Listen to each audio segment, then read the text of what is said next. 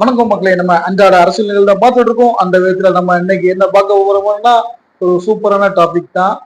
அதாவது திமுகவை அலற வைத்த கைது. அதாவது திமுகவை பயங்கரமா டென்ஷன் ஆக்கி வச்சிருக்காப்லயா நம்மளுடைய விஜய் அவர்கள். காரணம் என்னன்னா, ஒரு எம்எல்ஏ கைது செய்து விட்டாப்லயா. ஆனா அந்த எம்எல்ஏ கைது செய்திருக்கிற காரணம் நம்ம அம்மையார் கனிமொழி அம்மையார், அப்புறம் நம்மளுடைய அனிதா ராதாகிருஷ்ணன், அப்புறம் அந்த அம்மா ஒரு அம்மா இருக்குங்க நம்ம அக்கா, அந்த அக்கா கீதா ஜீவன் அக்கா, அவங்க எல்லாம் சொல்றது என்னன்னா, எப்ப நாங்க ஜனநாயகத்தை காக்குறாள் ஒரு கட்சி, ஒரு எதிர்கட்சியா இருந்துகிட்டு நாங்க அவங்களுடைய அந்த செயல்பாடுகளை தான் சொன்னோம். செயல்பாடுகள் சரியில்லை அப்படின்னு தான் சொன்னோம். விமர்சனத்தை தாங்க முடியாத இந்த கையாலாகாத தாவேகா அரசு கைது செய்து விட்டது அப்படின்ட்டு சொல்ல. ஆனா காரணம் என்னன்னு பாத்தீங்கன்னா, அவர் பேசின அந்த வீடியோவை பாத்தீங்கன்னு வச்சுங்களேன், உண்மையிலேயே ரொம்ப ரஃபா தான் பேசியிருக்காப்ல. முதல்வர் விஜய் அவர்களை நீ வா போ சட்டமன்றத்துக்கும் அவன் கையை கால உடைச்சிரும் அப்படின்னு சொல்லிட்டு இருக்காப்புல. அதுக்கான வீடியோ கிளிப் தான் நம்மகிட்ட ஆதாரங்கள் இருக்கு. என்ன இருந்தாலும் எதிர்கட்சிகளை நீங்க கேள்வி கணைகளாலையும் விமர்சனங்கள் பண்ணலாம்.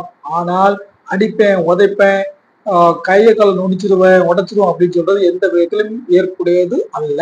என்ன இருந்தாலும் அவர் எல்லா தமிழ் மக்களுக்கு எல்லாத்துக்கும் அவர் ஒரு முதலமைச்சர், நமக்கும் ஒரு முதலமைச்சர் தான், ஏன் உங்களுக்கும் ஒரு முதலமைச்சர் தான்.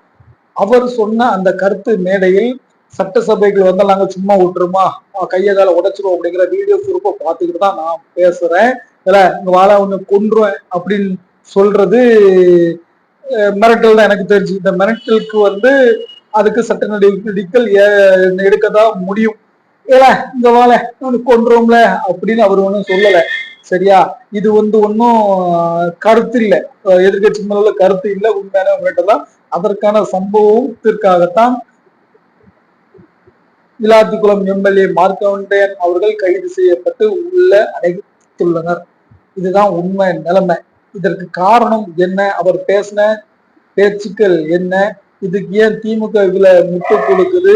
உண்மையிலே கைது செய்தது வரவேற்கத்தக்கதா? ஒரு முதலமைச்சரை கையை உடைப்புன்னு சொல்வது ஏற்புடையதா? நடந்தது என்ன அப்படிங்கிறதா நம்ம இந்த வீடியோவில் மிக விரைவாகவும் ரொம்ப தெளிவாகவும் பார்க்க போறோம். நம்ம சேனல்ல இப்பதான் புதுசு அப்படின்னா கண்டிப்பா நமக்கு ஆதரவும் சப்ஸ்கிரைப் பண்ணுங்க. வாங்க வீடியோக்குள்ள போலாம். ஃபர்ஸ்ட் திமுக எம்எல்ஏ மார்க்கண்டேயன் அவர் விளாத்திக்குளம் எம்எல்ஏ அவரை கைது செய்து உள்ள அடைச்சிட்டாங்க.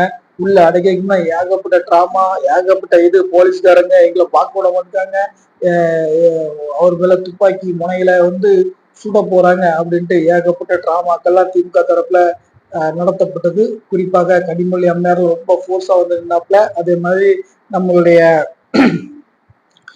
அனிதா ராதாகிருஷ்ணன் அவர் ஃபோர்ஸா வந்தாப்ல. அக்கா கீதா ஜீவன் அக்கா எல்லாம் பயங்கரமா ஃபோர்ஸா என்னென்ன முயற்சிகள்லாம் பண்ணணும், எவ்வளோ முயற்சி பண்ணினாலும் அவருடைய அந்த வீடியோ கிளிப்பை பார்த்தீங்கன்னா, அவர் பேசின வீடியோ கிளிப்பை பார்த்தீங்கன்னா நீங்களே உங்களுக்கே அது தவறுதான் அப்படின்னு தெரியும். அந்த மாதிரி ஒரு வீடியோ கிளிப் தான். அதற்கான அவர் தண்டனையை அனுபவித்திருக்கார்.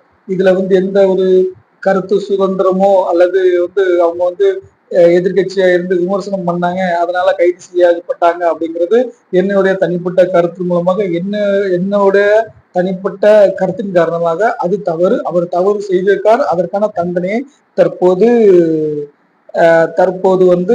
அவர் அனுபவித்து கொண்டு இருக்கார் அப்படிதான் சொல்ல முடியும். இது நீ சட்டசபைக்குள்ள வா, நாங்கெல்லாம் சும்மாவா இருக்கோம், கையை கால் வச்சு கொலை பண்றோம் அப்படிங்கிறது கொலை மிரட்டல் தான். இது எந்த விதத்திலும் விமர்சனம் அல்ல அப்படிங்கிறது நம்மளுடைய கருத்து. அதுக்கு பதில் சொல்லும் மூலமாக வன்னியரசும் அமைச்சராக வன்னியரசும் அவர்களும் பதில திருப்தியா கொடுத்திருக்காப்புல. எப்பா எல்லாத்துட்டும் எலும்பு இருக்கு, சரியா? அதனால எலும்பு யாருக்கும் உரிமை கிடையாது, எல்லாருக்கும் எலும்பு இருக்கு அப்படின்னா இத பேச்சுக்கள் மாற மாற மாற இது பயங்கரமான ஒரு சண்டைக்கும் பிரச்சனைகளுக்கும் வழிவகுமான ஒரு பேச்சுக்கள் தான் என்கிறதுல எந்த ஒரு மாற்று கருத்தும் இல்லை.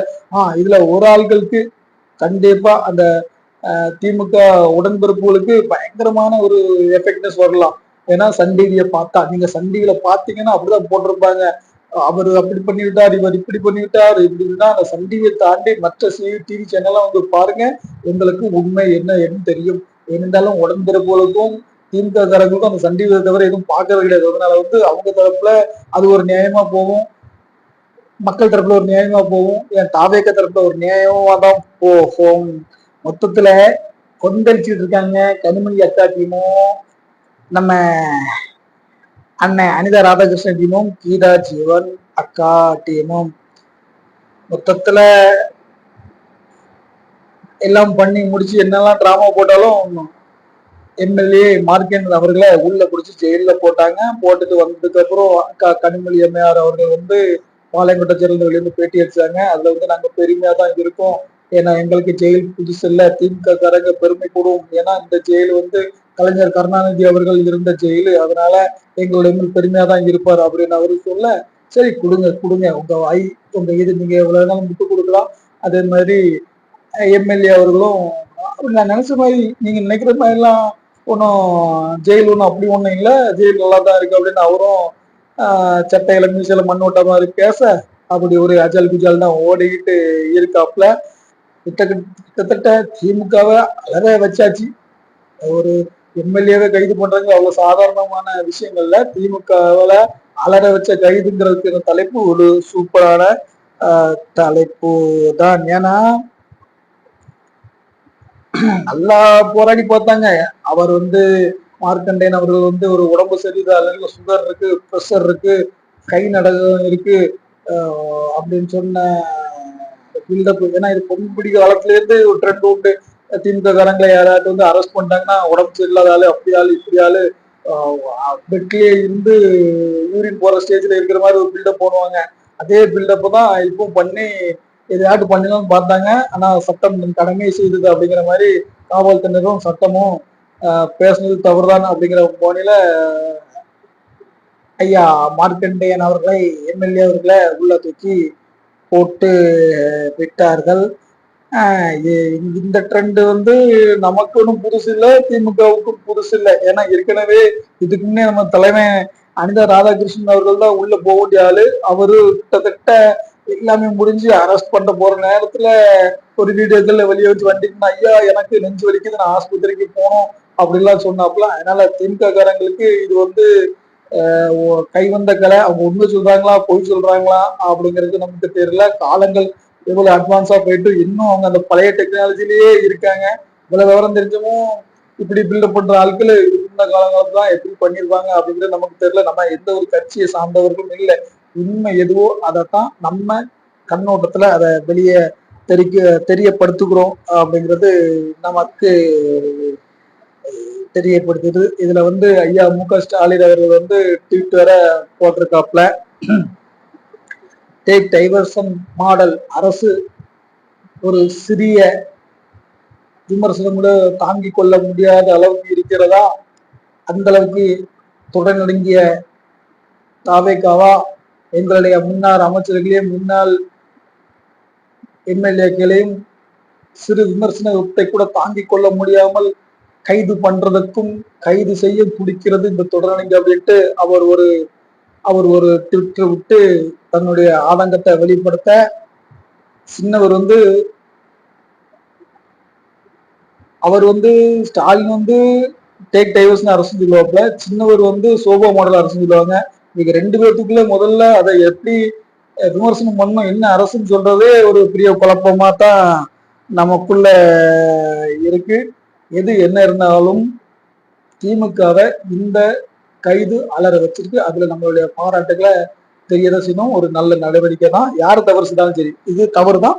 தவறு செய்ததுக்காக நடவடிக்கை வந்து என்னுடைய கருத்து பிரகாரமும் சமூக ஊடகங்கள்ல நம்ம பார்த்த அந்த நியூஸ்களின் அடிப்படையிலும் இது சொல்லப்படுகிறது.